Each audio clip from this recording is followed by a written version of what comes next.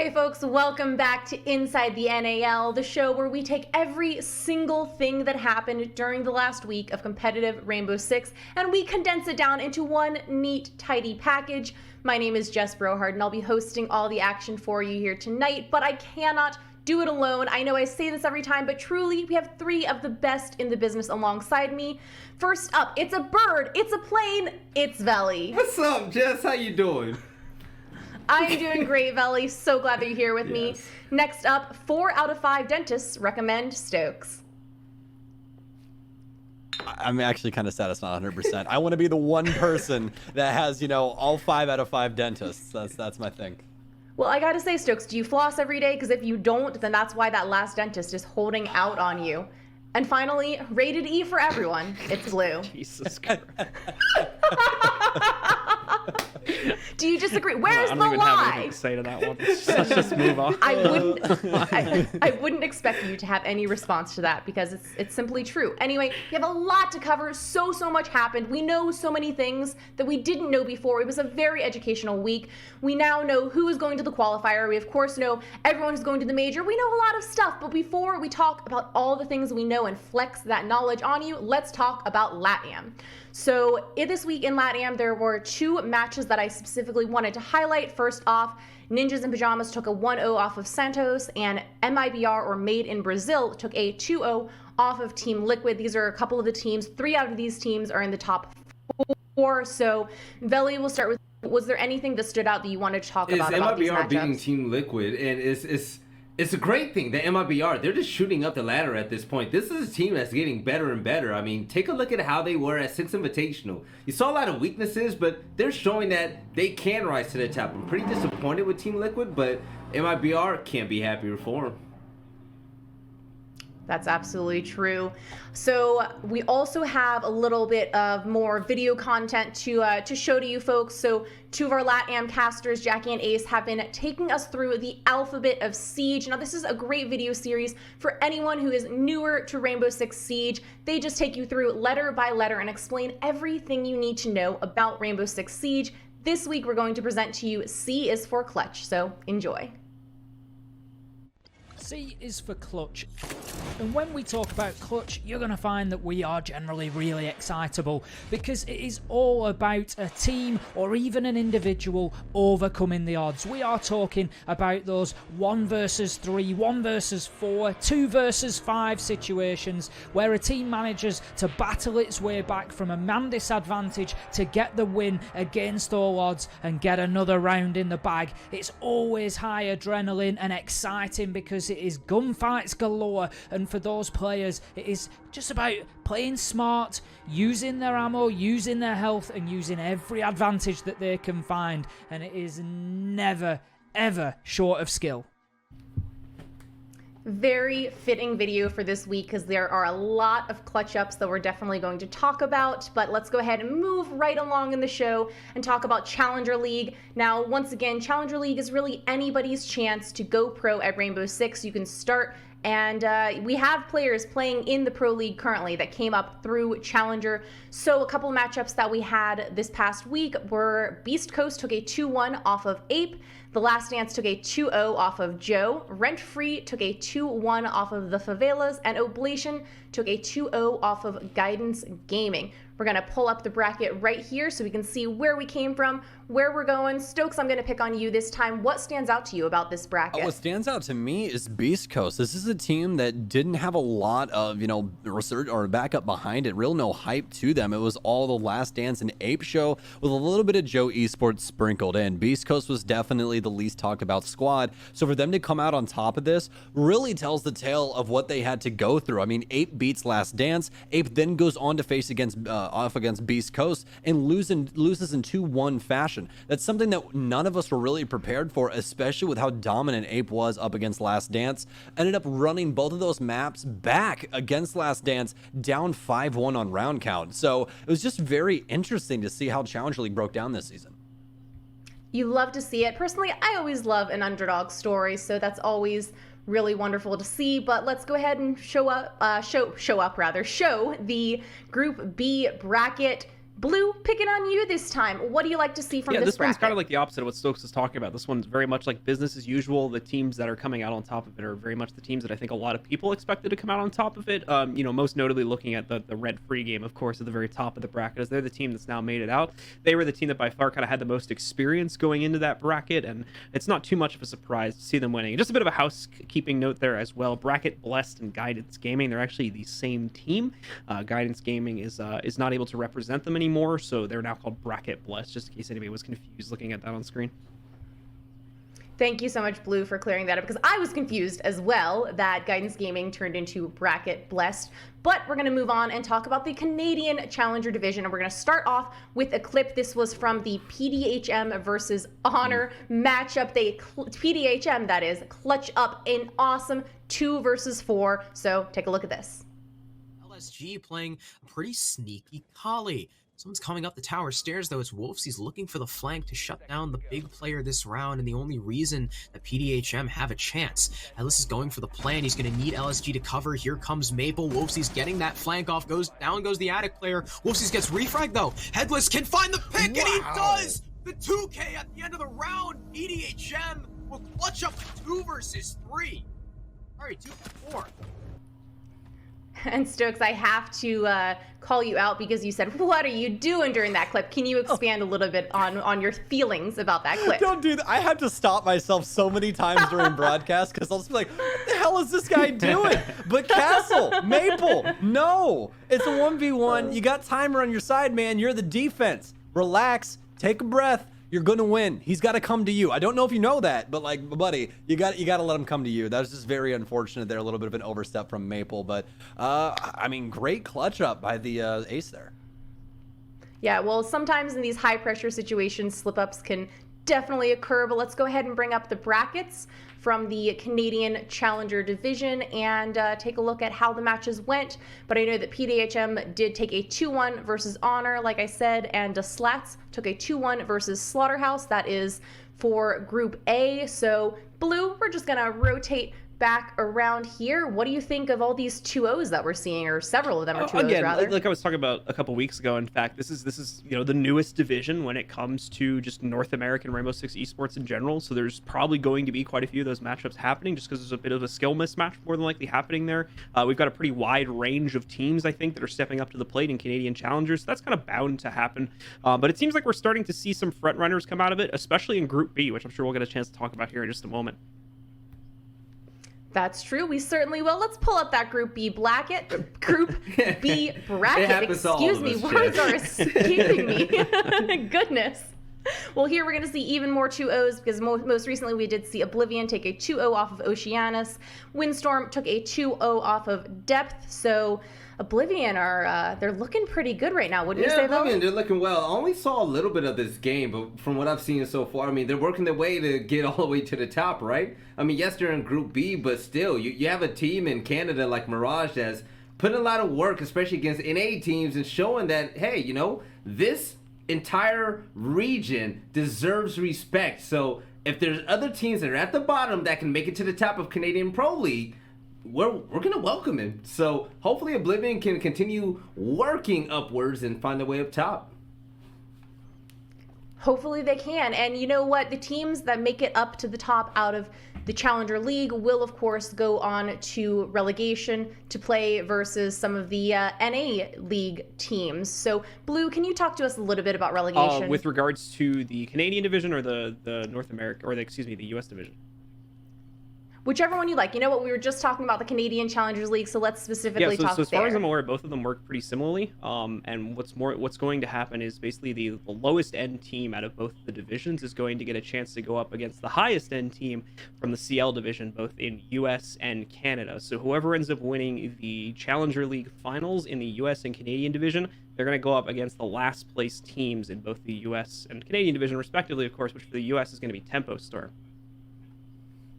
Thank you so much for that breakdown, Blue. And it's just like I was saying earlier, this is how you make it to the pros. You come up through challengers, you battle the pros, and you find out what you're made of. But let's go ahead and move on to the Canadian division. So last week we saw Mirage take a 2-1 off of Altiora. We stan Mirage. Stokes, I feel like I haven't been picking on you quite as much this episode as I usually do. Can you talk to me about why we stan Mirage so much and why they were able to take this awesome 2-1 off of Altiora? Well, there's so many things that encompass why we stan Mirage, but the main thing is they're the most dominant team that Canada has seen in their history. Honestly, this is a full Canadian squad, all up except for one person, which is loading. So this squad winning the qualifier last stage in order to try and make it into the major, this time doing the exact same, a little bit closer this time around though, 2-1 up against Altiora, but they're going to be facing off against SSG for that qualifier, and that's where things get scary for me personally. This squad is really, really good, and personally, I gotta continue to stand him because Flynn's on that squad. You know, you gotta comment. You gotta really, really support your commentating friends, guys. This is how it works. So, but when you're going up against SSG, this is the one thing about, you know, Flynn and I's relationship. Always got to keep it 100 with him. Flynn, you guys are probably gonna lose, but it's gonna be a lot of fun doing it. You guys are gonna learn a lot of things, and the only way in order to improve is to lose. So you got to sharpen iron with iron. Who better to do it up against than the, well, most recent world champs? Well, isn't the saying, if you're the smartest person in the room, you're in the wrong room? I mean, the only way to learn and grow, the only way to get better is to play people that are better than you. But in speaking of this Mirage versus Altiora match, of course, like we said, Mirage was able to come out on top, but for one round, they did not feel so in control. They did have a bit of a blunder, so take a look. It's likely to happen. So, pickup happening, but no, why are you trying to do it together? Cover! Eska gets 3 big kills, a quad overall, and Altiora will take the round. What a blunder from Mirage. Very short clip, but what's up with these castles today, Jess? I'm sorry, but what's up with these castles today? Canada, you got to get your castle players figured out. Like, whether it be really good or really bad. I don't know what's going on. You know, neither do I. Velly, I heard you have a pretty funny reaction to that clip. Tell us, share your reaction just with dumped us. on everybody. That was disrespectful. The fact that one guy did that to your whole team, I'm sorry, Flynn and the rest of the boys from Mirage, that can't happen. If you let Eska do that, no disrespect to Eska because he's great. What do you think Space Station's going to do to you? Rampy's going to have a field day, man. Come on now. You guys are better than that. Come on, Eska. They had families. Show some humanity, for goodness sake. Anyway, let's go ahead and move on to the U.S. division, where all of that fancy schmancy knowledge that I was talking about earlier, that all comes into play as we head into the qualifiers and we head toward the major. So, of course, we did know that Oxygen had already qualified for their major spot, but they did still have another match they were playing for, you know, placement, points, other important stuff. So they did play versus Dark Zero, unfortunately fell 0-2 versus Dark Zero, and we actually have a clip from that matchup. Here's the kind of funny exchange between Skies and Lax. Lots of funny clips tonight. Kind of funny exchange between Skies and Laxing, so go ahead and watch. For Consulate. So those stats you can use for basic judgment. Ooh, Skies on drone. He won't see Laxing run out right in front of him. He managed to get a kill, and Skies will get off drone and get the refrag. So a little bit of an odd engagement there. So yeah, once again, real quick, but really, really funny. I heard all of you laughing. Stokes, tell us what you liked about that clip. I mean, Skies basically held the door for him, man. He just opened it up. He's like, hey, come shoot my teammate. It's fine. But, no, please, after you. The problem was, it was like right after it got done, it was like a cop waiting for you to do something bad on like the highway. You know what I mean? He's like, I just want you to speed. And once you speed, I'm going to give you a ticket. Right when he kills his friend, he just refrags him immediately. And you know the comms in between Dark Zero right there had to be just ecstatic. Like, what the hell just happened? How did that even, what went on, Skies? What were you doing? That's each time for you.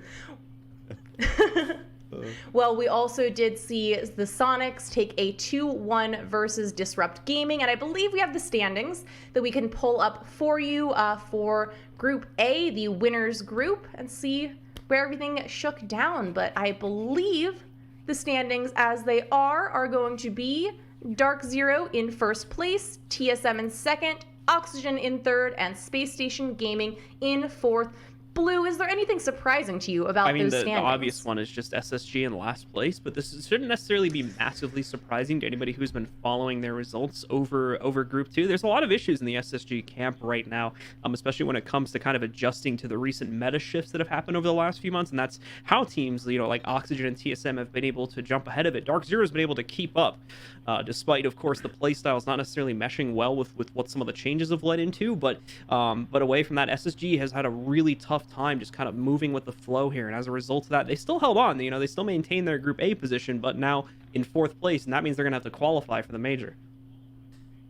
Yeah, Dark Zero has been doing some really impressive things lately, but this is the beauty of esports, right? Is that world champions like SSG can find themselves in these precarious positions where they just do not want to be. But let's go ahead and pull up the Group B bracket/standings so that we can take a look at where those rankings shook out and see if there are any more surprises in store for us, because I feel like there might be. So in 1st place, we have the Sonics. In 2nd place, Disrupt. 3rd place, E United. 4th place, Womp Womp, Tempo, Storm. Velly, what do you think? Honestly, this is what everybody expected. Disrupt and the United could have been flipped either way. But either way, those 3 teams up top, they've progressed massively.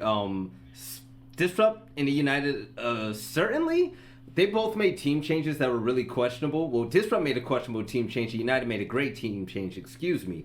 But United, at the end of the day, they just can't finish rounds. They're not a finishing team right now. They lost to themselves ultimately. But Disrupt Gaming, I'm the person that gave them the most flack, and they've gotten so much better recently. So it's like I'm happy. It's like I'm watching my child grow up that I used to bully and beat up. So it's really good to see Disrupt Gaming winning games now. I like what you said about E United beat themselves or lost to themselves or something. Congratulations, E United. You played yourself. Yeah. Yeah. Well, anyway, let's go ahead and break down some of those specific matches that we just saw in that bracket. So we saw TSM take a 2-1 off of Oxygen. That was very, very close, and it went all the way to a map 3 overtime. We actually have a clip from that we're going to show you. Achieved had a super big brain play versus Fox A, so enjoy. Opposites now. Achieved is just trying to waste time playing around as many structures as he can to try and keep Sledge from doing anything. Firing against the wall.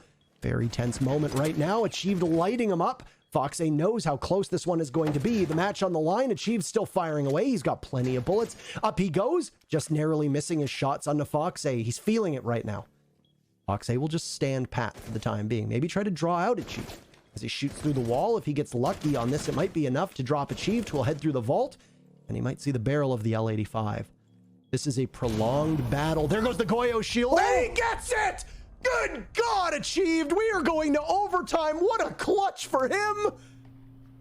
All right, well, let's move right along and talk about the qualifiers that are coming up. So we know that Space Station Gaming, the Sonics, Disrupt Gaming, and Mirage are going to the qualifiers. Stokes, what's your initial prediction? Mirage is going to win it. Just win the whole thing. That's what they're going to do. No, honestly, out of these squads here, I'm feeling confident about SSG's chances. The only thing that's kind of scaring me is really their latter half of this second stage.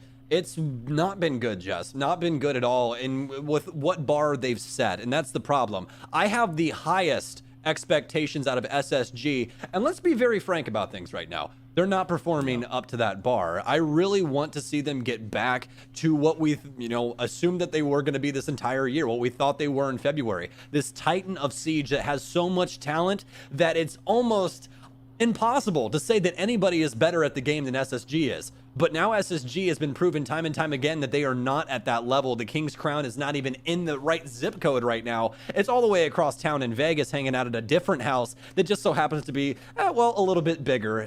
Zach's got to go big for those kind of things. So Dark Zero, I really feel like if the SSG does get there, that's going to be their biggest problem. But inside of the qualifier alone, I'm still feeling like SSG has the highest hopes out of all of them. I don't know, man. I'm feeling Sonic, Sam. But hey, they're my sleeper team, so we'll see what happens. I was about to say Disrupt for my sleeper team, to be honest with you, because I think that, the Shuttle NJR duo, if Reed and all of them are online, bro, oh man, you got something going on. Every team is a sleeper team, Jess.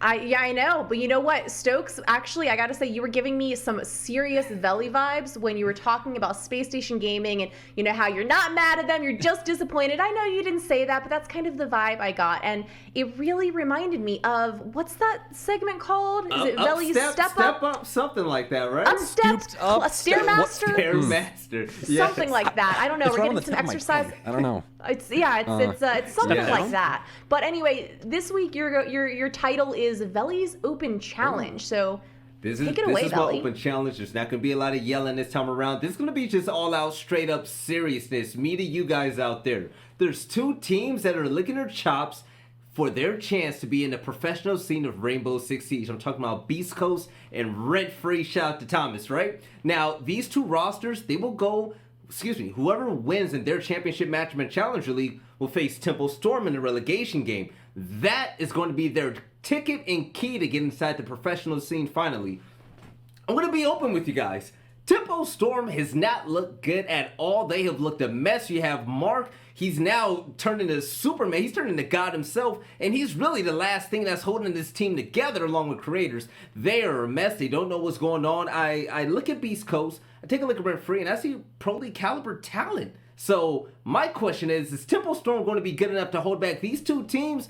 I don't know. But for those of you that have a dream about becoming a professional gamer, this is why it is so important you tune into the streams, you watch Challenger League, and most importantly, you watch the US Division, because you can get better at this game to the point to where you could possibly be one of the few that get into the pro scene, live in a mansion in Vegas, and make thousands of dollars a month. Stokes, Blue, Jess, tell me, does that sound like the dream to you guys?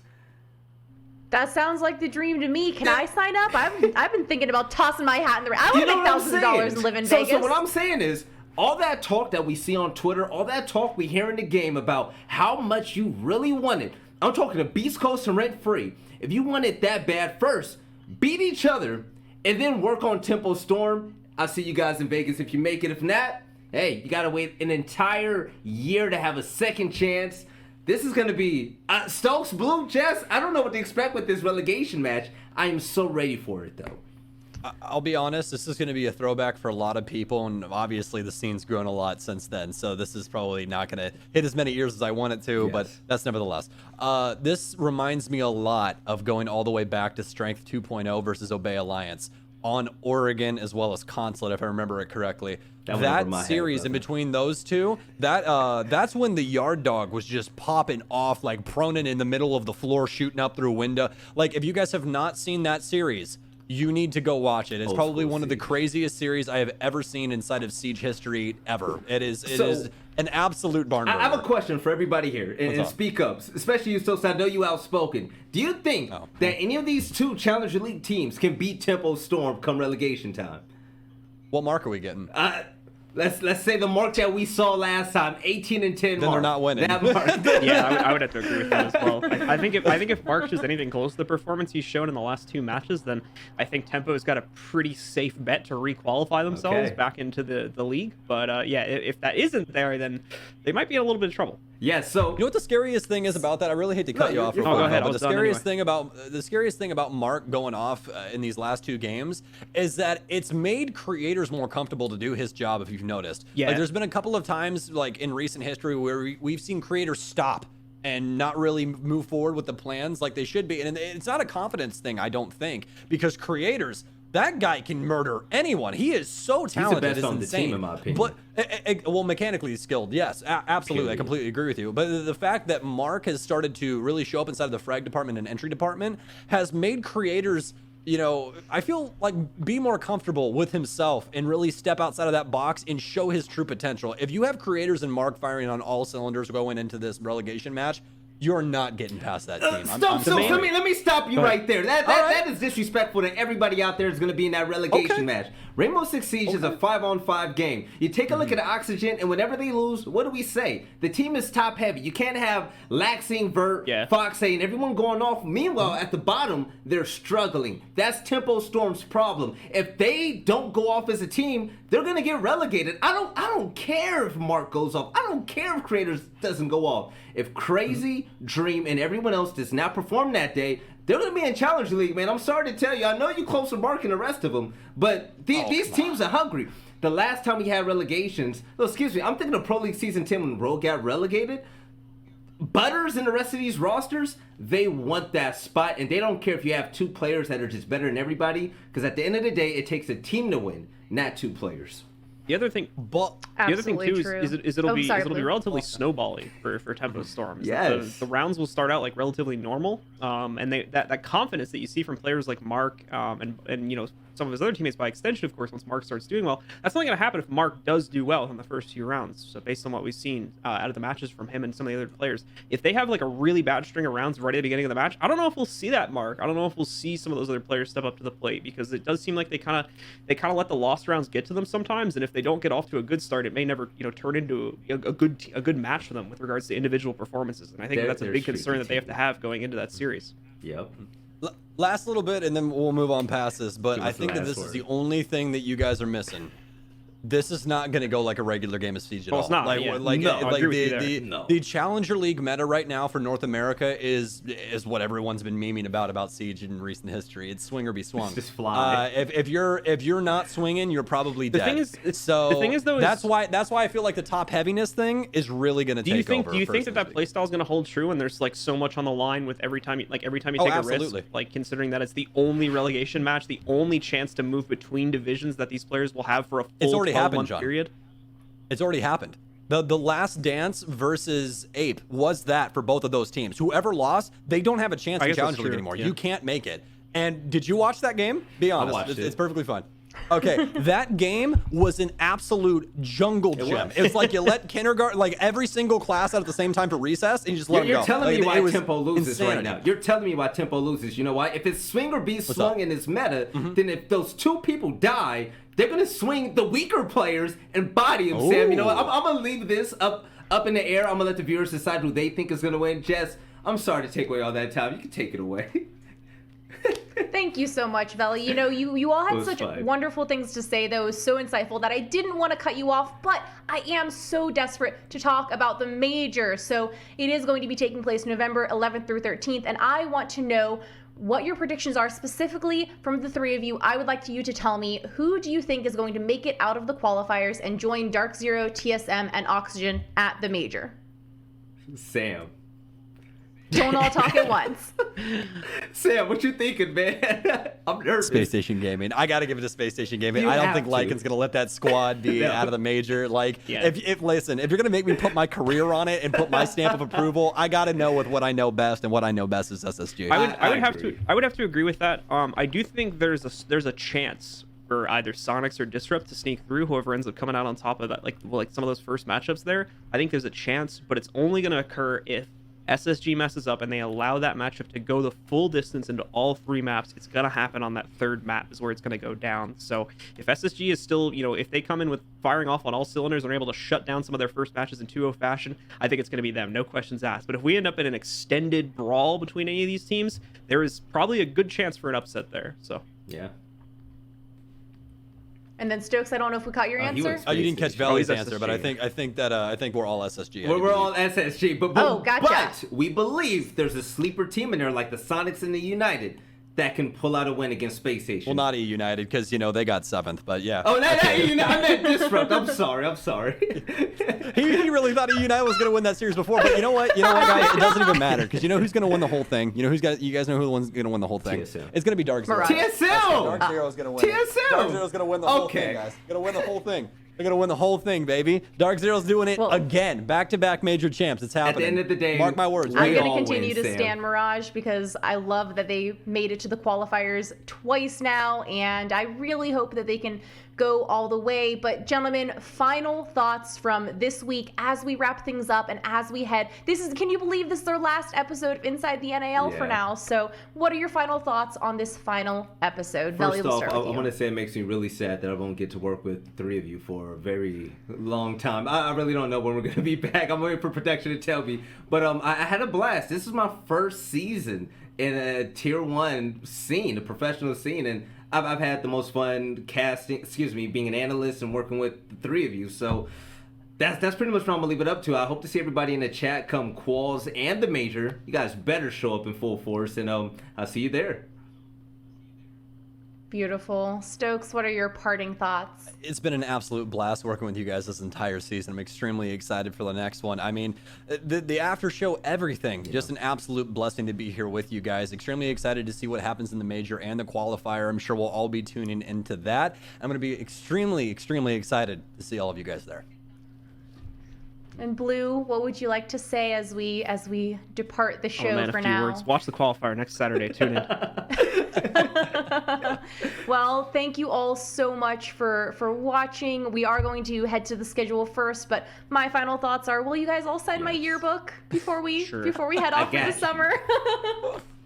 All right, well, let's take a look then at the upcoming schedule. We don't have very many matches left, but we do have some Canada play we're going to see. We have some Challenger play, and then, of course, the North American Qualifier. So I think we have a schedule graphic. If not, that's okay. I can just kind of tell you folks verbally, but I know for sure that the Canadian matchup is going to be Altiora versus Livid on October 16th. The Challenger matchups, we've got the Last Dance versus Ape and the Favelas versus Oblation happening on October 17th.